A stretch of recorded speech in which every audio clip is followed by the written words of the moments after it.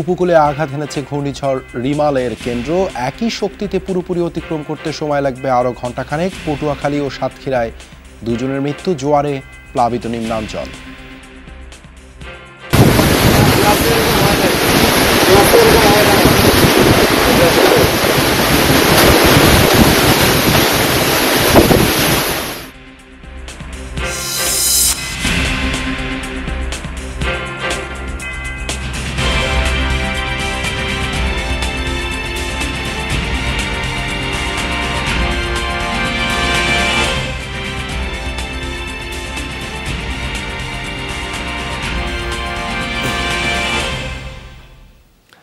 আমন্ত্রণ যমুনা নিউজে এতক্ষণ শিরোনাম দেখছিলেন, আপনাদের সাথে আছি দেবাশিস রঞ্জন সরকার। ঘূর্ণিঝড় রিমাল সামান্য উত্তর দিকে অগ্রসর হয়ে বাংলাদেশ উপকূল অতিক্রম করছে। একই শক্তি নিয়ে উপকূল অতিক্রম করতে আরও ঘণ্টাখানেক সময় লাগবে। পরবর্তী নির্দেশ না দেওয়া পর্যন্ত পায়রা ও মোংলা সমুদ্র বন্দরকে 10 নম্বর মহাবিপদ সংকেত এবং কক্সবাজার ও চট্টগ্রাম সমুদ্র বন্দরকে 9 নম্বর মহাবিপদ সংকেত দেখিয়ে যেতে বলা হয়েছে। রিমালের প্রভাবে জলোচ্ছ্বাস ও জোয়ারের পানিতে উপকূলীয় জেলাগুলোর নিম্নাঞ্চল প্লাবিত হয়েছে। কুয়াকাটায় পানিতে ডুবে মারা গেছেন একজন, আর সাতক্ষীরায় আশ্রয় কেন্দ্রে যাওয়ার সময় মৃত্যু হয় আরও একজনের। রোববার সন্ধ্যা 6টার দিকে ভূমিতে আছড়ে পড়ে সাইক্লোন রিমালের অগ্রভাগ। প্রবল ঘূর্ণিঝড় রিমালের কেন্দ্রভাগ উপকূলীয় এলাকায় স্পর্শ করার সাথে সাথে বাড়তে থাকে ঝোড়ো বাতাসের বেগ, সেই সাথে মুষলধারে বৃষ্টি। ঘূর্ণিঝড়ের প্রভাবে উত্তাল সাগর, ফুলে ফেঁপে ওঠে নদ নদী। প্রবল বাতাসে বিভিন্ন স্থানে ভেঙে পড়ে গাছপালা, এতে ব্যাহত হয় যান চলাচল। পানির প্রবল চাপে বরগুনা সদরে ভেঙে যায় ফসল রক্ষা বাঁধ, এতে প্লাবিত হয় নিম্নাঞ্চল। জোয়ার ও জলোচ্ছ্বাসের কারণে লক্ষ্মীপুর, ঝালকাঠি, ভোলা ও পিরোজপুরের নিম্নাঞ্চলে পানি ঢুকে পড়ে। নোয়াখালীর দ্বীপ ও চরাঞ্চলও প্লাবিত হয়, ভেসে গেছে অনেক কাঁচা বাড়িঘর। গরিব মানুষ, আমার কোনো টিয়া নাই, পয়সা নেই, আমার কোনো ডাল কুল নাই। দেন আমরা বিধি সব মই মতন মই দামাই বিধে সব লয়ে গেছে ঘর। নরবরে বেড়িবাঁধের কারণে ঝুঁকিপূর্ণ এলাকার মানুষ ঘর ছাড়ে আগে ভাগেই। জানমাল বাঁচাতে আশ্রয় কেন্দ্রগুলোই ঠাঁই নেন দুর্গত এলাকার মানুষ। বাতাস বেশি, ঘর দুয়ার ভাঙি যার গই এত লারা পরিবার সহলে রাগি। 9 নম্বর সিঙ্গল মহাবিপদ সংকেত যেহেতু জানাইয়ে এখন আর নাতিপুতি কুয়াশা লইয়ে যান রক্ষা করিবার নিরাপদ আশ্রয় দিকে। আবহাওয়া অফিস জানায় ঘূর্ণিঝড়ের কেন্দ্রে বাতাসের গতিবেগ ছিল ঘন্টায় 90 কিলোমিটার, যা দমকা থেকে ঝোড়ো হাওয়া আকারে আরও বৃদ্ধি পায়। চিত্রাং যেমন মিধিলি উপকূল অতিক্রম করার পর সাথে সাথে তার শক্তিমাত্রা লোপ করেছিল, কিন্তু এই রিমেল এখন পর্যন্ত এই কালকের সকাল নাগাদ পর্যন্ত শক্তিমাত্রা অক্ষুণ্ণ রেখে সে তার জার্নি সমাপন করবে বলে আমরা আশঙ্কা করছি। দুর্যোগ ও ত্রাণ প্রতিমন্ত্রী জানিয়েছেন, উপকূলের 8 লাখেরও বেশি মানুষকে নিরাপদ আশ্রয়ে নেওয়া হয়। ভারী বৃষ্টির কারণে পাহাড় ধসের শঙ্কার কথাও জানান তিনি। আশ্রয় কেন্দ্রগুলিকে খাবার, শুকনো খাবার, পানি এবং আমার চিকিৎসা সামগ্রী এবং বিভিন্ন রকম যে জিনিস যেগুলো আমরা সাধারণত সবসময় দিয়ে থাকি, সেগুলিতে আপনারা জানেন যে আমরা একদিন আগে প্রত্যন্ত অঞ্চল পর্যন্ত আমাদের এগুলি পৌঁছে গেছে। এই পাহাড়গুলিতে যেসব আমাদের ল্যান্ডস্লাইডের হওয়ার সমূহ সম্ভাবনা আছে এবং এগুলিকে লক্ষ্য করে আমরা ফায়ার সার্ভিস, আমাদের সেনাবাহিনী, কোস্টগার্ড এগুলো আমরা সবাই কাজ করতেছি। ঘূর্ণিঝড় রিমালের কারণে উপকূলীয় এলাকায় সব শিক্ষা প্রতিষ্ঠান বন্ধ থাকবে বলে জানিয়েছেন শিক্ষামন্ত্রী। স্ট্যান্ডিং অর্ডার অনুসারে জেলা দুর্যোগ ব্যবস্থাপনা কমিটি যেভাবে যে সমস্ত অবকাঠামোগুলো আছে সেগুলো ব্যবহার করার সিদ্ধান্ত নেবেন, সেভাবে তারা সেই সমস্ত ব্যবস্থা করবে। ঘূর্ণিঝড় রিমালের প্রভাবে দুদিন বৃষ্টিপাত অব্যাহত থাকতে পারে বলে জানিয়েছে আবহাওয়া অফিস। জাহিদ হাসান, যমুনা নিউজ। এবারে বাগেরহাটের মোংলা থেকে যুক্ত হচ্ছে সহকর্মী প্রবীর বিশ্বাস। প্রবীর, ঘূর্ণিঝড় কি উপকূল অতিক্রম করেছে? ক্ষয়ক্ষতির চিত্র কেমন দেখছেন? ঘূর্ণিঝড় উপকূলীয় অঞ্চল অতিক্রম করেছে বলে আমাদের কাছে মনে হয়। এ কারণে বাতাসের যে তেজটা ছিল সেটি কমেছে, একই সাথে বৃষ্টিপাতও কমেছে। তবে বাতাস যে নেই তা নয়, মাঝে মাঝেই দমকা হওয়া এখনো বইছে এবং দেখছেন গুড়ি গুড়ি বৃষ্টি হচ্ছে। এই গুড়ি গুড়ি বৃষ্টি কখনো আবার একটু ভারী বৃষ্টিতেও কিন্তু রূপ নিচ্ছে। তবে যে তাণ্ডব লীলা চালিয়েছে ধরেন রাত 10টা থেকে ভোর 5টা পর্যন্ত ঘূর্ণিঝড়, সেটির আসলে চিত্রটা দেখে বোঝা যাবে মানুষের ঘর বাড়ি ভেঙে গেছে, দেখতে পাচ্ছেন যে সহায় সম্বল এক ধরনের হারিয়ে মানুষ একদম নিরুপায় হয়ে পড়েছে। আমরা যদি আরেকটু সামনের দিকে দেখাই যে এই অঞ্চলের, আপনাকে বলেছিলাম যে প্রধান অর্থকারী যে ফসলটি সেটি হচ্ছে মাছ। এই অঞ্চলে মানুষ চিংড়ি চাষ করে জীবিকা নির্বাহ করে থাকে। সেই চিংড়ি ঘেরগুলো আসলে পানিতে মিলেমিশে একাকার, কোথাও খালের সঙ্গে চিংড়ি ঘেরের সংযোগ স্থাপিত হয়েছে, কোথাও আবার নদীর সঙ্গে স্থাপিত হয়েছে। যে দৃশ্যটি আমরা দেখাচ্ছি এটি মোংলা দিগরাজ অঞ্চলের। এমন চিত্র আশেপাশের অনেক ঘেরেরই, তবে শুধুমাত্র ঘেরই যে তলিয়ে গেছে তা না, মানুষের বসতবাড়ি ভেঙেছে, বসতবাড়ি তলিয়েছে। বসতবাড়ির কারো কারো অর্ধেক অংশে সারা রাত পানি ছিল বলে এই সমস্ত মানুষগুলো আমাদেরকে জানিয়েছে। আপনি দেখতে পাচ্ছেন যে ঘেরের পানি, নদীর পানি, একই সাথে ঘরের পুতার খানিকটা উপর পর্যন্ত পানি কিন্তু উঠে গেছে। আবার মানুষ গুছাতে শুরু করেছে। এই সব মানুষকে আমরা দেখেছি নিজের ঘরকে ঠিক করা বা ঘেরে মাছ আছে কিনা সেটি কেউ কেউ আবার একটু চেষ্টা করছে নেট দিয়ে, অর্থাৎ যে ঘন জাল রয়েছে সেই জালের মধ্য দিয়ে যে নিজের ঘেরের মাছটা কোনোভাবে আটকানোর সেই চেষ্টা কিন্তু এখানকার মানুষ করে থাকে, সেটি এবারও সেটি করছে। তবে আসলে এটি কি পরিমাণ ক্ষতি হয়েছে সেটি এই মুহূর্তে বলা যাবে না। এটি আসলে দেখতে হবে। বিভিন্ন অঞ্চল দেখেছি পুরো অঞ্চল প্লাবিত হয়েছে, পুরো চিংড়ির ঘের একাকার হয়ে গেছে। কোনো কোনো জায়গায় অনেক বেশি ঘর ভেঙেছে, কোনো কোনো জায়গায় গাছ উপড়ে পড়েছে, রাস্তার উপর গাছ পড়েছে, ঘরের উপর।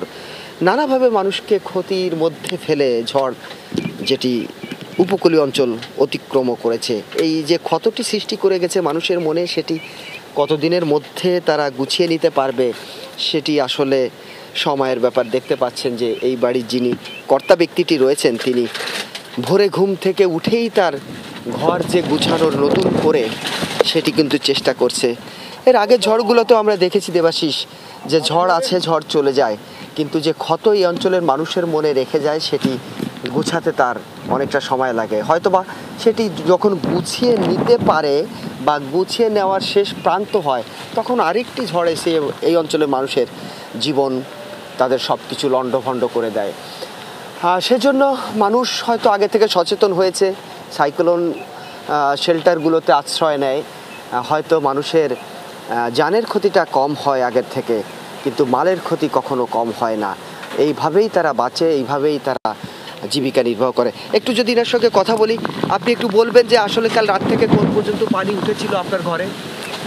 সিএমবির বালসামাতে উঠেছিল। রাতে কোথায় ছিলেন পরিবার পরিজন নিয়ে? রাত্রে ঘরের ভিতর ছিলাম। তারপর রাত্রি ঘরে যে সময় আপনার ই করছিল, বাতাসে দম দিচ্ছিল, সেই সময় উঠে বসাছিলাম। তাছাড়া আর করবো কি, যাবো কই? অর্থাৎ সারা রাত ঘুমোতে পারেননি? না। কজন পরিবারের সদস্য আপনার? পরিবারের সদস্য 4 জন। তাই রাত্রে ছিলাম ওই জায়গায় বসে ঘরের ভিতরে। আমরা শুনছিলাম দেবাশিস, অর্থাৎ ঝড়ের সাথে এই পরিবারটিও সারা রাত কিন্তু বিনিদ্রা রজনী তারা যাপন করেছে, এমন কিন্তু এই অঞ্চলের মানুষের প্রায়শই। তবে কতটা ক্ষতি হয়েছে সেটি আসলে নিরূপণ করা খানিকটা হলেও সময় সাপেক্ষ ব্যাপার। দেবাশিস, ধন্যবাদ প্রবীর যুক্ত হবার জন্য।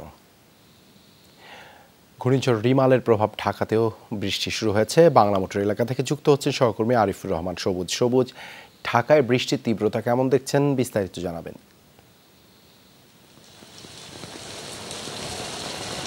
দেবাশিস, মূলত আবহাওয়া অফিস থেকে বলা হয়েছিল যখন রেমালের যে অংশটি রয়েছে পুরোপুরি সেটি যখন স্থলভাগ, অর্থাৎ বাংলাদেশের যে স্থলভাগ রয়েছে সেই স্থলভাগ যখন অতিক্রম করবে, এরপরে মূলত ঘূর্ণিঝড়টি ধীরে ধীরে তার যে শক্তিমত্তা ছিল, অর্থাৎ ঘূর্ণিঝড়টি যখন বাংলাদেশের যে উপকূল রয়েছে সেই উপকূলে যখন আঘাত হানে, সেই আঘাত হানার পর থেকেই এই ঘূর্ণিঝড়টি কিছুটা ব্যতিক্রম। সেটি মূলত একেবারে যে বাংলাদেশের স্থলভাগ সেটি অতিক্রম করার পর পর্যন্ত, অর্থাৎ প্রথম থেকে যে শক্তিমত্তা নিয়ে এটি আঘাত এনেছে শেষ পর্যন্ত এটি এখন বলা যায় যে বাংলাদেশের স্থলভাগ অতিক্রম করছে প্রায় শেষের অংশটি, অর্থাৎ পশ্চাৎ যে অংশটি সেই অংশটি এখনো বাংলাদেশের ভূখণ্ডে রয়েছে। সেই কারণে এর যে প্রভাবটি, সেই প্রভাবটি এখন মূলত পড়তে শুরু করেছে, অর্থাৎ উপকূলের দিকে, অর্থাৎ যেই অংশ দিয়ে মূলত এটি বাংলাদেশের উপকূলে আঘাত এনেছে, সেই অংশটিতে আমরা যখন মধ্যরাত পর্যন্ত দেখেছি বাতাসের গতিবেগ বাড়ছে, বৃষ্টির পরিমাণ বেড়েছে। এটি ধীরে ধীরে যখন বাংলাদেশের মূল ভূখণ্ডের দিকে আসে, তারপর থেকে মূলত কিন্তু এই অংশগুলোতে প্রভাব পড়তে শুরু করছে, যার প্রভাব আপনি নিশ্চয়ই দেখতে পাচ্ছেন। ঢাকা সহ সারা দেশেই কিন্তু বৃষ্টি শুরু হয়েছে। ঢাকায় ঘন্টা খানেক আগে থেকে এই বৃষ্টিপাত শুরু হয়েছে এবং আমরা ঘন্টা খানেক আগেও দেখেছি যে প্রচণ্ড বেগে ঢাকার বিভিন্ন অঞ্চলে প্রচণ্ড বেগে বাতাস বইছে। এবং এটির বলা যায় যে যখন মূলত 5টার দিকে ঘন্টাখানেক আগে যখন এই বৃষ্টিটি শুরু হয়, বৃষ্টির পাশাপাশি ঝোড়ো হাওয়া বাতাস, সেই জায়গাটি মূলত বোঝাই যাচ্ছিল যে এই যে রেমালের অংশটি, সেটি মূলত ঢাকা অতিক্রম করে সামনের দিকে এগোচ্ছে। এবং এর প্রভাবেই কিন্তু আবহাওয়া অফিস আগে থেকেই বলে দিয়েছিল যে মূলত এটি যখন বাংলাদেশ অংশ পেরিয়ে যাবে তখন মূলত বৃষ্টি শুরু হবে। এবং এই বৃষ্টি কিন্তু এই যে শুরু হলে এটি 2 থেকে 3 দিন পর্যন্ত, অর্থাৎ আবহাওয়া অফিস বলছে 27 থেকে 28 তারিখ পর্যন্ত বৃষ্টি অব্যাহত থাকবে এবং এটি থেমে থেমে বৃষ্টি হবে। এবং এর ফলে যেটি হয়েছে, একটি পাহাড় ধসের যে আশঙ্কা, সেটিও তারা করছেন। তবে মূল যে শঙ্কার জায়গাটি ছিল, অর্থাৎ ঘূর্ণিঝড় যখন আঘাত হানে তখন মূলত জোয়ার যেহেতু ছিল, জোয়ারের কারণে বড় ধরনের জলোচ্ছ্বাসের আশঙ্কা করেছিলেন আবহাওয়া অধিদপ্তরের যারা সংশ্লিষ্ট। 8 থেকে 12 ফুট উঁচু জলোচ্ছ্বাসের কথা বলা হয়েছিল। সেই জায়গা থেকে বলা যায় যে এখন পর্যন্ত যেহেতু আমাদের কাছে খুব বেশি ক্ষয়ক্ষতির যে জায়গাটি, সেই ক্ষয়ক্ষতির খবর এখন পর্যন্ত পৌঁছায়নি, যেহেতু মাত্র ভোর থেকে সকাল হলো, দিনের আলো ফুটেছে। এরপরেই মূলত হয়তো ধীরে ধীরে ক্ষয়ক্ষতির যে পরিমাণটি, কারণ রেমাল যে তাণ্ডব নিয়ে আঘাত হেনেছে, সেই তাণ্ডবের চিত্র কিন্তু রাতের বেলা ততটা বোঝার কথা নয়। এখন যেহেতু দিনের আলো ফুটেছে, ধীরে ধীরে সেই চিত্রটি হয়তো ফুটে উঠবে। তবে এখন পর্যন্ত আসলে বলা যাচ্ছে না। স্বস্তির কথা বলা যায় যে এখন যেই গতিতে বা যেই জলোচ্ছ্বাসের কথা আবহাওয়া অফিসের পক্ষ থেকে বলা হয়েছিল, সেই জলোচ্ছ্বাসের খবর এখন পর্যন্ত পাওয়া যায়নি। তবে আমরা আমাদের বিভিন্ন জায়গা থেকে আমাদের সহকর্মীরা যেখান থেকে খবর পাঠাচ্ছিলেন, দেখাচ্ছিলেন, সেই হিসাবে বলা যায় যে 2-1 জায়গায় এরকম জলোচ্ছ্বাস যে হয়নি সেই রকম নয়, বাঁধ ভেঙে গেছে এরকম খবরও আমরা পেয়েছি। তবে খুব বড় ধরনের জলোচ্ছ্বাসের খবর এখন পর্যন্ত বলা যায়নি। তবে স্বস্তিও আছে। এই যে দীর্ঘ দাবদাহ চলছিল বেশ কয়েকদিন ধরে, এই দাবদাহের পর মূলত এই যে রিমার সেই জায়গা থেকে ঘূর্ণিঝড় বলা যায় যে ঠিক ক্ষয়ক্ষতি কতটুকু হয়েছে সেটি পরের বিষয়, বা এখন পর্যন্ত বলা যায় যে যেরকম আশঙ্কা করা ছিল সেরকম ক্ষয়ক্ষতি আমরা বলতে পারিনি। সেই হিসাবে বলা যায় যে এখন যেহেতু বৃষ্টি শুরু হচ্ছে প্রচণ্ড দাবদাহের মধ্যে, ঢাকায় দীর্ঘদিন পর বৃষ্টি হচ্ছে, একরকম বলা যায় যে বেশ স্বস্তির মধ্যেই এখন পর্যন্ত। যেহেতু খুব ভোর, এখনও কেউ খুব একটা বের হয়নি ঢাকার রাস্তায়। আপনারা নিশ্চয়ই দেখতে পাচ্ছেন দেবাশিস, প্রচণ্ড বেগে কিন্তু বৃষ্টি তো হচ্ছেই, বৃষ্টির পাশাপাশি বাতাসও বইছে, ঝোড়ো হাওয়া বইছে। এবং আমি যে এখানে দাঁড়িয়ে থাকবো সেই দাঁড়িয়ে থাকার মতো কিন্তু অবস্থাটি বাইরে নেই। বলা যায় যে মোটামুটি বেশ ভালো গতিতেই এই যে বৃষ্টি, ঝোড়ো হাওয়া সেটি হচ্ছে। এবং এর মধ্যে যারা রাস্তাঘাটে বের হয়েছেন তারা বেশ স্বস্তি নিয়েই বলা যায়, কারণ বিগত কয়েকদিন ধরেই বেশ দাবদাহ ছিল। এই দাবদাহের মধ্যে মানুষের মধ্যে হাঁসফাঁস একটি অবস্থা ছিল। সেই হাঁসফাঁসের মধ্যে এই যে বৃষ্টি এবং বৃষ্টির ফলে মানুষের মধ্যে বেশ কিছুটা স্বস্তি হচ্ছে। তবে শঙ্কার বিষয়ও রয়েছে, কারণ আবহাওয়া অফিস যেটি বলছে যে সারাদিনই আজকে বৃষ্টি হবে এবং এটি আরও 2-3 দিন বা 4 দিন পর্যন্ত অব্যাহত থাকবে। সেটি যদি হয়ে থাকে, যেহেতু ঢাকার বেশ কিছু নিম্নাঞ্চল রয়েছে, বিভিন্ন জায়গায় খোঁড়াখুড়ির কাজ চলছে, সেই দিক থেকে বিবেচনা করলে এই যে আজকে সারাদিনের বৃষ্টি হওয়ার সম্ভাবনা এবং যে বৃষ্টিপাত শুরু হয়েছে, তাতে আমরা বলাই যায় যে আজকের এই দিনটি ঢাকাবাসীর জন্য ভোগান্তিরও হতে পারে। একদিকে স্বস্তি, একদিকে ভোগান্তি, কারণ ঢাকার রাস্তায় অনেক এলাকায় আমরা দেখি যে সামান্য বৃষ্টিতেই নিচু এলাকা ডুবে যায়। সেই হিসাবে বলা যায় যে যেহেতু মাত্র সকাল হলো, এখন কর্মস্থলে মানুষজন বের হবেন, কর্মস্থলে বের হওয়ার সাথে সাথে ভোগান্তির জায়গাতেও কিন্তু মানুষকে পোহাতে হবে। দেবাশিস, ধন্যবাদ সবুজ যুক্ত হবার জন্য। ঘূর্ণিঝড় রিমালের খবর জানাতে বাগেরহাট থেকে যুক্ত হচ্ছেন সহকর্মী ইয়ামিন আলী। ইয়ামিন, উপকূলে এখন কি অবস্থা দেখছেন? ঝড় বৃষ্টি কি এখনো হচ্ছে? ক্ষয়ক্ষতি কেমন হয়েছে? দেবাশিস, বৃষ্টি এখনো আছে, বাতাসও দমকা বাতাস মাঝে মধ্যে আছে।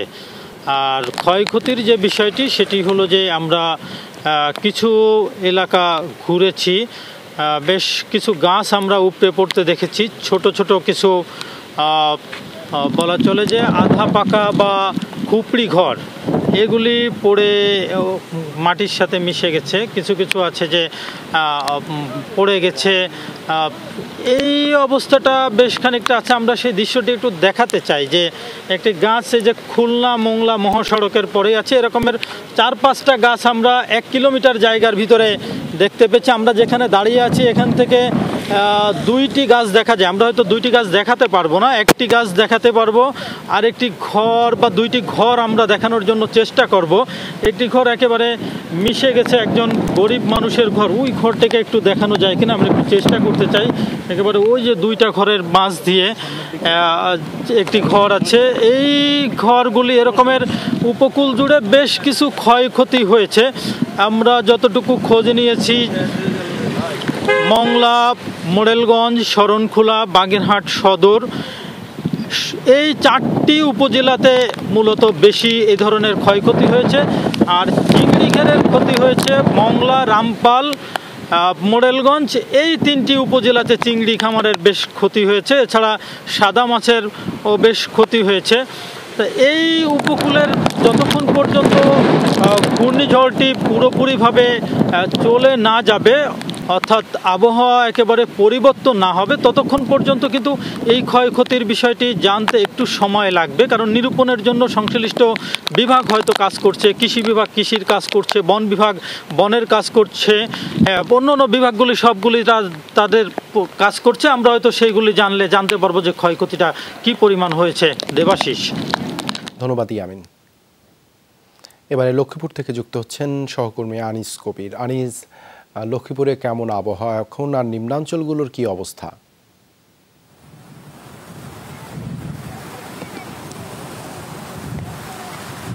দেবাশিস, আসলে আপনি জানেন যে গত রাত্রে থেকে কিন্তু আমরা বিভিন্ন জেলায় বা যে ঘূর্ণিঝড়ের যে আভাস রয়েছে সেটি কিন্তু করছে। তবে সকাল থেকে আমরা ভোর 4টা থেকে যেটি দেখতে পেয়েছি যে লক্ষ্মীপুরের রামগতি এবং কমলনগরে যে মেঘনা নদী সেটি কিন্তু একদম উত্তাল রয়েছে। যে উত্তালে এখানে সাধারণ মানুষের সাথে কথা বলেছি এবং তারা বলছেন যে এই ধরনের কখনো তারা আর কখনো দেখেননি যে নদীতে 10 ফুট যে তাদের যে বাঁধ ছিল, যে বাঁধের উপর দিয়ে তারা চলে আসছে। তবে সবকটি অংশে বাঁধ না থাকার কারণে কিন্তু লোকালয় পানি কিন্তু অনায়াসে ঢুকে যাচ্ছে বলে তারা আমাকে জানিয়েছে। তবে রামগতি এবং কমলনগর কিছুটা অংশে বাঁধ যেটি ছিল সেই বাঁধের উপর দিয়ে যেভাবে পানি ঢেউ দিয়ে পানি বিভিন্ন লোকালয়ে ঢুকে এবং তাদের যে বর্তমানে তাদের যে খাওয়া দাওয়া ছিল বা যে তারা যে সকালবেলা যে উঠে অনেকে বিভিন্ন সময় যে ঘরের ভিতরে ঢুকে তারা আশ্চর্য হয়ে গেছেন যে কি এত পানি কোত্থেকে এসে তারা এখন হতভম্ব হয়ে আছেন বলে তারা আমাকে জানিয়েছে। তবে সকাল থেকে তারা এখন পর্যন্ত তারা বলছেন যে তাদের খাওয়া দাওয়া অন্যান্য আনুষঙ্গিক কী হবে সেটি তারা এখনও কিন্তু তারা বলতে পারে নাই। তবে প্রশাসনের পক্ষ থেকে খাদ্য সহায়তা দেওয়ার কথা থাকলেও গতকালকে থেকে এখন পর্যন্ত কোথাও কাউকে খাদ্য সহায়তা দেওয়া হয়নি বলে তারা যেটি আমাকে জানিয়েছেন। তবে আর যে এখন যারা রয়েছেন তারা বলছেন যে তাদের যে ব্যবহৃত যে চুলো এবং অন্যান্য যে আনুষঙ্গিক তাদের যেটি ছিল সেটি কিন্তু এক ধরনের নদীতে ভেসে গেছে। তবে ধরনের এক ধরনের এবং এক ধরনের মানুষ আশঙ্কা আমরা কোথাও পাচ্ছি তথ্য আমাদেরকে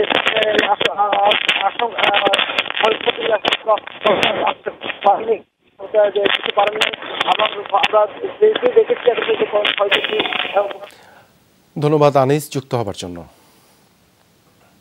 এবারে যাব সাতক্ষীরায়। উপকূলীয় সাতক্ষীরা থেকে যুক্ত হচ্ছেন সহকর্মী আকরামুল ইসলাম। আকরাম, সাতক্ষীরায় আবহাওয়া এখন কেমন? ঝড় জলোচ্ছ্বাসে ক্ষয়ক্ষতি কেমন হয়েছে? আবহাওয়া কিন্তু এখন যে গুমট ভাব সেটি রয়েছে এবং বৃষ্টি কিন্তু এখনো চলছে। আর ক্ষয়ক্ষতির যে বিষয়টি, সারা রাত যে ঘূর্ণিঝড় রিমল তাণ্ডব চালিয়েছে সাতক্ষীরা উপকূলে, তার প্রভাবে নদীতে কিন্তু যে জলোচ্ছ্বাস সেটি হয়েছিল। তবে আমাদের সাতক্ষীরার আমরা রয়েছি সাতক্ষীরার শ্যামনগর উপকূলে, এটি মূলত সাতক্ষীরা পানি উন্নয়ন বোর্ড 1-এর আওতাধীন। তো আমরা এখনো পর্যন্ত এই পানি উন্নয়ন বোর্ড 1-এর আওতায় এখনো কোনো বাঁধ ভাঙার খবর কিন্তু আমরা পাইনি। আমরা কথা বলেছি পানি উন্নয়ন বোর্ডের এখানকার যিনি দায়িত্বরত বা প্রকৌশলী রয়েছেন, তার সঙ্গেও তিনিও আমাদেরকে বলেছেন যে কোথাও বাঁধ ভাঙেনি, তবে 2-1টি জায়গায় হয়তো পানি উপচে কিছুটা ভিতরে প্রবেশ করেছে, তবে সেটিও যে খুব বেশি এমনটি তিনি বলেননি।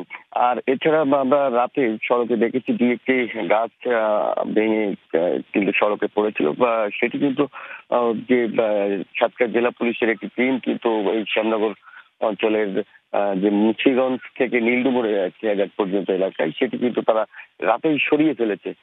আর এছাড়া আমাদের যে আশাশুনি উপকূল রয়েছে সেদিকেও যে বাঁধ ভেঙেছে এমন খবর কিন্তু এখন আমরা পাইনি। হয়তো সারা রাত যে ঘূর্ণিঝড় রিমাল যে তাণ্ডব চালালো, তার এখনো নদীতে যখন ভাটা শুরু হবে, মূলত যে বাঁধ ভাঙনের যে একটি বিষয়, এখন বাঁধগুলো দুর্বল হয়েছে, নদীতে যখন ভাটা থাকবে তখন পানি নিচে নেওয়ার পর কিন্তু বাঁধ ভাঙার আরেকটি সংখ্যা রয়েছে। তো এখন পর্যন্ত আকাশে মেঘ বা গুড়ি গুড়ি বৃষ্টি, আর ক্ষয়ক্ষতির যে বিষয়টি, ক্ষয়ক্ষতির খবর এখনো পর্যন্ত আমরা পাইনি। পরবর্তীতে হয়তো আমরা আরো জানাতে পারবো। ধন্যবাদ আকরাম যুক্ত হবার জন্য। ঘূর্ণিঝড় রিমাল সামান্য উত্তর দিকে অগ্রসর হয়ে বাংলাদেশ উপকূল অতিক্রম করছে। একই শক্তি নিয়ে উপকূল অতিক্রম করতে আরও ঘণ্টাখানেক সময় লাগবে। পরবর্তী নির্দেশ না দেওয়া পর্যন্ত পায়রা ও মোংলা সমুদ্র বন্দরকে 10 নম্বর মহাবিপদ সংকেত এবং কক্সবাজার ও চট্টগ্রাম সমুদ্র বন্দরকে 9 নম্বর মহাবিপদ সংকেত দেখিয়ে যেতে বলা হয়েছে। রিমালের প্রভাবে জলোচ্ছ্বাস ও জোয়ারের পানিতে উপকূলীয় জেলাগুলোর নিম্নাঞ্চল প্লাবিত হয়েছে। কুয়াকাটে পানিতে ডুবে মারা গেছেন একজন, আর সাতক্ষীরা আশ্রয়কেন্দ্রে যাওয়ার সময় মৃত্যু হয় আরও একজনের। রোববার সন্ধ্যা 6টার দিকে ভূমিতে আছড়ে পরে সাইক্লোন রিমালের অগ্রভাগ। প্রবল ঘূর্ণিঝড় রিমালের কেন্দ্রভাগ উপকূলীয় এলাকায় স্পর্শ করার সাথে সাথে বাড়তে থাকে ঝোড়ো বাতাসের বেগ, সেই সাথে মুষলধারে বৃষ্টি। ঘূর্ণিঝড়ের প্রভাবে উত্তাল সাগর, ফুলে ফেঁপে ওঠে নদ নদী। প্রবল বাতাসে বিভিন্ন স্থানে ভেঙে পড়ে গাছপালা, এতে ব্যাহত হয় যান চলাচল। পানির প্রবল চাপে বরগুনা সদরে ভেঙে যায় ফসল রক্ষা বাঁধ, এতে প্লাবিত হয় নিম্নাঞ্চল। জোয়ার ও জলোচ্ছ্বাসের কারণে লক্ষ্মীপুর, ঝালকাঠি, ভোলা ও পিরোজপুরের নিম্নাঞ্চলে পানি ঢুকে পড়ে। নোয়াখালীর দ্বীপ ও চরাঞ্চলও প্লাবিত হয়, ভেসে গেছে অনেক কাঁচা বাড়িঘর। গরিব মানুষ, আমার কোনো টিয়া নাই, পয়সা নেই, আমার কোনো ডাল কুল নাই। দেন আমরা বিধি আমার সব মই মতন মই দমাই বিধে সব লেগে গেছে ঘর। নরবরে বেড়িবাঁধের কারণে ঝুঁকিপূর্ণ এলাকার মানুষ ঘর ছাড়ে আগে ভাগেই। জানমাল বাঁচাতে আশ্রয় কেন্দ্রগুলোই ঠাঁই নেন দুর্গত এলাকার মানুষ। বাতাস বেশি, ঘর-দুয়ার ভাঙি যার গই, এতলারা পরিবার সহলে রাগি। 9 নম্বর সিঙ্গল মহাবিপদ সংকেত যেহেতু জানাইয়ে এখন আর নাতিপুতি কুয়াশা লইয়ের যান রক্ষা করিবার নিরাপদ আশ্রয় দিকে। আবহাওয়া অফিস জানায় ঘূর্ণিঝড়ের কেন্দ্রে বাতাসের গতিবেগ ছিল ঘন্টায় 90 কিলোমিটার, যা দমকা থেকে ঝোড়ো হাওয়া আকারে আরও বৃদ্ধি পায়। তিত্রাং যেমন মিধিলি উপকূল অতিক্রম করার পর সাথে সাথে তার শক্তিমাত্রা লোপ করেছিল, কিন্তু এই রিমেল এখন পর্যন্ত এই কালকের সকাল নাগাদ পর্যন্ত শক্তিমাত্রা অক্ষুণ্ণ রেখে সে তার জার্নি সমাপন করবে বলে আমরা আশঙ্কা করছি। দুর্যোগ ও ত্রাণ প্রতিমন্ত্রী জানিয়েছেন উপকূলের ৮ লাখেরও বেশি মানুষকে নিরাপদ আশ্রয়ে নেওয়া হয়। ভারী বৃষ্টির কারণে পাহাড় ধসের শঙ্কার কথাও জানান তিনি। আশ্রয় কেন্দ্রগুলিকে খাবার, শুকনো খাবার, পানি এবং আমার চিকিৎসা সামগ্রী এবং বিভিন্ন রকম যে জিনিস যেগুলো আমরা সাধারণত সবসময় দিয়ে থাকি, সেগুলিতে আপনারা জানেন যে আমরা একদিন আগে প্রত্যন্ত অঞ্চল পর্যন্ত আমাদের এগুলি পৌঁছে গেছে। এই পাহাড়গুলিতে যেসব আমাদের ল্যান্ডস্লাইডের হওয়ার সমূহ সম্ভাবনা আছে এবং এগুলিকে লক্ষ্য করে আমরা ফায়ার সার্ভিস, আমাদের সেনাবাহিনী, কোস্টগার্ড এগুলো আমরা সবাই কাজ করতেছি। ঘূর্ণিঝড় রিমালের কারণে উপকূলীয় এলাকায় সব শিক্ষা প্রতিষ্ঠান বন্ধ থাকবে বলে জানিয়েছেন শিক্ষামন্ত্রী। স্ট্যান্ডিং অর্ডার অনুসারে জেলা দুর্যোগ ব্যবস্থাপনা কমিটি যেভাবে যে সমস্ত অবকাঠামোগুলো আছে সেগুলো ব্যবহার করার সিদ্ধান্ত নেবেন, সেভাবে তারা সেই সমস্ত ব্যবস্থাগুলো নেবেন। ঘূর্ণিঝড় রিমালের প্রভাবে দুদিন বৃষ্টিপাত অব্যাহত থাকতে পারে বলে জানিয়েছে আবহাওয়া অফিস। জাহিদ হাসান, যমুনা নিউজ। জলবায়ু পরিবর্তনের ঝুঁকি মোকাবেলায় কক্সবাজারের টেকনাফ ও উখিয়াতে নেওয়া হচ্ছে সবুজায়ন কার্যক্রম। ফলে অভিযোজন প্রক্রিয়া সহজ হচ্ছে সরকারি ও আন্তর্জাতিক সংস্থার উদ্যোগে, পাশাপাশি স্থানীয় ও রোহিঙ্গা জনগোষ্ঠীর দক্ষতা ও সক্ষমতাও বৃদ্ধি পাচ্ছে বিভিন্ন কার্যক্রমে। সংশ্লিষ্টরা বলছেন, কার্যক্রম সুদূর প্রসারী করতে হলে দরকার সমন্বিত প্রচেষ্টা। লুৎফর রহমানের ছবিতে আহমেদ রেজা জানাচ্ছেন বিস্তারিত।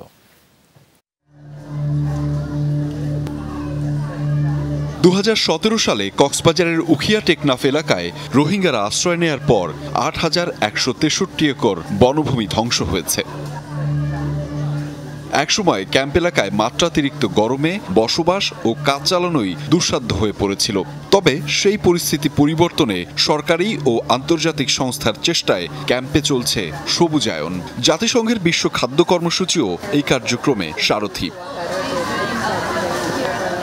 জলবায়ু পরিবর্তনের অভিঘাত মোকাবেলায় ক্যাম্প এলাকায় বাড়ছে সবুজায়ন। মূলত অভিযোজন প্রক্রিয়াকে সক্রিয় করতেই এই উদ্যোগ নেওয়া হয়েছে। সরকারি, বেসরকারি, আন্তর্জাতিক সংস্থাসহ নানা সংস্থার উদ্যোগে এই কার্যক্রম অব্যাহত থাকলে অভিযোজন প্রক্রিয়া যে ত্বরান্বিত হবে তেমনটি বলছেন সংশ্লিষ্টরা। When you come here, it's very green. You can feel the temperature drop immediately. It really changes the microclimate and to promote the biodiversity, at least to bring back some of the biodiversity that once existed here. বিশ্ব খাদ্য কর্মসূচির তত্ত্বাবধানে 13 ও 15 নম্বর camp এলাকায় চলছে পরিবেশ ক্ষতিকারক foil পেপারের পুনঃব্যবহার কার্যক্রম। রোহিঙ্গা নারী পুরুষরা মিলে তৈরি করছেন ব্যবহার্য নানা পণ্য, যা তাদের দক্ষতা বৃদ্ধির সাথে সাথে পরিবেশ বাঁচাতে হচ্ছে সহায়ক। আবার পণ্য বিক্রি করে মিলছে প্রকল্পের অর্থায়ন। We're helping farmers in this community plant more resilient crops and also have a way of adapting to some of what they're seeing. I think it's important for us to find ways to cooperate to do this together, and the United States stands ready to be a partner in doing that with the government of Bangladesh. জাতিসংঘের আরেক সংস্থা আন্তর্জাতিক কৃষি উন্নয়ন তহবিল marine drive এলাকায় কাঁকড়ার hatchery স্থাপনের মাধ্যমে জলবায়ু অভিযোজনে জীবিকা ও পরিবেশ সংরক্ষণের কাজ করছে। বিশাল এই কর্মযজ্ঞে যুক্ত রয়েছে স্থানীয় জনগোষ্ঠী। IFAD are very aware of climate change and the potential impacts that can have climate change on especially agriculture and in the rural areas. So one of the things we very much focus on is trying to find alternatives, and crab farming here is an alternative. Camp এলাকায় সবুজ ফিরলেও এখনও অনেক কাজ বাকি। সমন্বিত কাজের উপর জোর দিলেন শরণার্থী, ত্রাণ ও প্রত্যাবাসন কমিশনার। অনেক সবুজ আমরা পুনরুদ্ধার করতে পেরেছি। অবশ্যই আমরা পাহাড় পুনরুদ্ধার করতে পারিনি এবং এটি সম্ভব না হয়তোবা, কিন্তু আমরা এখনও প্রচেষ্টা চালিয়ে যাচ্ছি যে অন্তত প্রতি বছরই কিছু রিফরেস্টেশন করে আমরা গ্যাপ ফিলিংয়ের কাজ করি। মূলত কক্সবাজারের রোহিঙ্গা ও স্থানীয় জনগোষ্ঠীকে সাথে নিয়ে জলবায়ু পরিবর্তনের ঝুঁকি মোকাবেলায় বিভিন্ন কার্যক্রম পরিচালনা করছে আন্তর্জাতিক সংস্থাগুলো। আহমেদ রেজা, যমুনা নিউজ, উখিয়া, কক্সবাজার। নদী দখলকারীদের কোনো রাজনৈতিক পরিচয় থাকতে পারে না, এদের অপরাধী হিসেবে চিহ্নিত করে ব্যবস্থা নেওয়ার ঘোষণা দিয়েছেন নৌ পরিবহন প্রতিমন্ত্রী খালিদ মাহমুদ চৌধুরী। তিনি বলেন, প্রধানমন্ত্রীর নির্দেশের মতো স্লুইস গেট ভেঙে ফেলা হবে, তৈরি হবে না আর কোনো স্লুইস গেট। নদী সম্মেলনে গবেষক আর অধিকার কর্মীরা বলেন, সারা দেশে নদী দখল হচ্ছে, দূষণের ফলে অনেক নদী মৃতপ্রায়। নদীকে একটা জীবন্ত সত্তা বিবেচনা নদী সম্মেলনে সারা দেশ থেকে গবেষক আর অধিকার কর্মীরা যোগ দেন। কয়েকটি নদী রক্ষা সংস্থার আয়োজনে কৃষিবিদ ইনস্টিটিউটে এই সম্মেলনে নদী দখল দূষণের চিত্র তুলে ধরেন মাঠ পর্যায়ের কর্মীরা। 199 জন যারা সমগ্র বাংলাদেশের এই বালু ব্যবসাটা কন্ট্রোল করেন, স্থানীয়ভাবে ইউএনও, ডিসি, তারা সকলেই কোনো না কোনোভাবে কিন্তু এই বালু ব্যবসার সাথে জড়িত। উজানের পানি নেমে যদি নদী প্রবাহ ঠিক না থাকে, মানুষ ক্ষতিগ্রস্ত হচ্ছে, কৃষি ক্ষতিগ্রস্ত হচ্ছে। 21টি নদী বরিশালে হারিয়ে গেছে এবং বেশ কিছু নদী ব্রিজ হওয়ার কারণে আজকে প্রায় মৃত্যুর কাছাকাছি। বক্তাদের কথায় উঠে আসে কিভাবে অপরিকল্পিত উন্নয়ন আর দুর্নীতির মাধ্যমে নিশ্চিহ্ন হয়ে যাচ্ছে দেশের বিভিন্ন নদ নদী। প্রতিটা জেলায় অন্তত একটি করে সংকটাপন্ন নদী সংকটমুক্ত করতে একটা প্রাথমিক সাফল্য আমরা আনতে পারি কিনা। সেটা হতে পারে দখলদারের তালিকা পূর্ণাঙ্গ করা, হতে পারে দূষণকারীর তালিকা পূর্ণাঙ্গভাবে প্রস্তুত করা। এই ফোল্ডারগুলো যদি না বানানো হতো, তাতে কারিগরি ত্রুটি আছে, কি ত্রুটি আছে সেটা আমি বলবো, কিন্তু স্লোগানের মতো যে কথাগুলো বলা হচ্ছে এটা ভুলভাবে ব্যাখ্যা করে অন্যদের উপরে দোষ দিয়ে না। এটার প্রযুক্তিটা এখনো ঠিক করা যায়। নৌ পরিবহন প্রতিমন্ত্রী বলেন, প্রধানমন্ত্রীর নির্দেশে সব স্লুইস গেট ভেঙে ফেলা হচ্ছে, আর কোনো স্লুইস গেট করা হবে না। এরা কখনো আওয়ামী লীগ, বিএনপি, জাতীয় পার্টি হতে পারে না। এরা অপরাধী, সরকার তাদেরকে অপরাধী হিসেবেই দেখে এবং এই ধরনের কোনো যদি সুনির্দিষ্ট যদি কোনো থাকে, আপনার পরিচয় গোপন করেও যদি আমাদের কাছে দেন, আমরা সেই ধরনের ব্যবস্থা গ্রহণ করব। আমরা এই জায়গাটা জিরো টলারেন্স। প্রতিমন্ত্রী জানান, নদীর নাব্য রক্ষায় আরও ড্রেজার আনা হবে। আমাকে যখন ছবিটা তিনি পাঠালেন, আমি সত্যিই আমার চোখ দিয়ে পানি চলে এসেছে। একটা নদী, সোমেশ্বর নদীর কথা আমি ছোটবেলা থেকেই শুনেছি। শাকিল হাসান, যমুনা নিউজ, ঢাকা। রংপুরের কাউনিয়ার গদায়ে বর্ষার আগেই শুরু হয়েছে তিস্তার ভাঙন। এরই মধ্যে একটি সড়কের 1/3 চলে গেছে নদীগর্ভে। আতঙ্কে নির্ঘুম রাত কাটছে স্থানীয়দের। জিও ব্যাগ ফেলে ভাঙন প্রতিরোধের চেষ্টা চালাচ্ছে পানি উন্নয়ন বোর্ড। এগুলো পরিস্থিতি দেখে ছেলেও চলে গেছে ঢাকায়, এখন গার্মেন্টস করতেছে। 4-5 বছর হয়, মেয়ে আছে একটা, মেয়েও বড় হয়ে গেছে। এখন আমাদের পরিস্থিতি খুবই খারাপ। কাউনিয়ার গদায়ের রাজিয়া খাতুন স্বামী সুরুজ আলীর সাথে পোশাক কারখানায় কাজ করে কিনেছিলেন 1 বিঘা আবাদি জমি, আর পৈতৃক সূত্রে পাওয়া 6 শতকের ওপর বানিয়েছিলেন এই আধা পাকা বাড়ি। কিন্তু ভাগ্যে সুখের স্বস্তি নেই। তিস্তার গর্ভে আবাদি জমির পর বাড়িটিও বিলীন হওয়ার পথে। রাজিয়ার মতো একই দশা আরও অনেকের। উদ্বেগ উৎকণ্ঠায় রাতে ঘুম নেই। অনিশ্চিত ভবিষ্যতের শঙ্কা করে খাচ্ছে তাদের। বাড়ি ঘর দেয়ালাই লাইফের ফেলে কি করে খাই কুড়ি যাওয়ার পথ নাই। কাছার একদম উপরে এই সমস্ত ঘর বাড়ি ভেঙে গেলে এদের তো ভিতরে কোনো জায়গা জমি নাই। ভাঙতে যাবো, কোথায় যাবো, কি করবো, কি সমাচার আমরা কিছুই জানি না। এরই মধ্যে তিস্তায় বিলীন হয়েছে মালগুদাম মোড় থেকে রাজেন্দ্র বাজার পর্যন্ত সড়কের 1/3। আশেপাশের গ্রামসহ নানা স্থাপনা রয়েছে ঝুঁকিতে। ভাঙন রোধে জিও ব্যাগ ফেলে প্রতিরোধের যে চেষ্টা চলছে, সেখানেও ঠিকাদারের বিরুদ্ধে অনিয়মের অভিযোগ স্থানীয়দের।